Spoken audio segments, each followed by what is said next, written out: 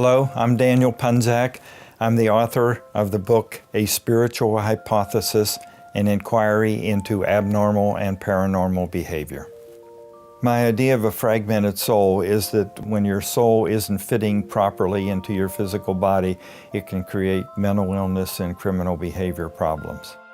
When your soul is fragmented, that allows outside spiritual forces to enter within your spiritual makeup. You might still think it's your own thought patterns, but it's really coming from the influences of these spiritual forces. Within your physical body, you have different spiritual components. Each one of these has different functions, but they interpenetrate your physical body. And some of them are simply running what you might call your autonomic nervous system, keeping your digestion and the other functions of your physical body going. And you have the soul is more responsible both for emotions and for thought processes.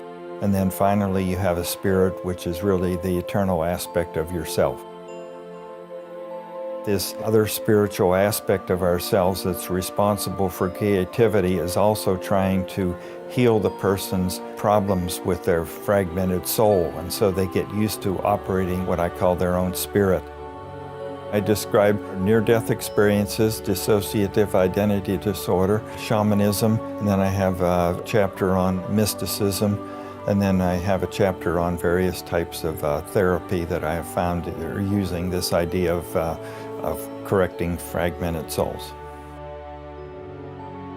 One of the big pictures is just understanding our human spiritual nature, and I think this would require a paradigm shift, that we need to understand our spirituality if we're going to solve the problems of individuals and of society.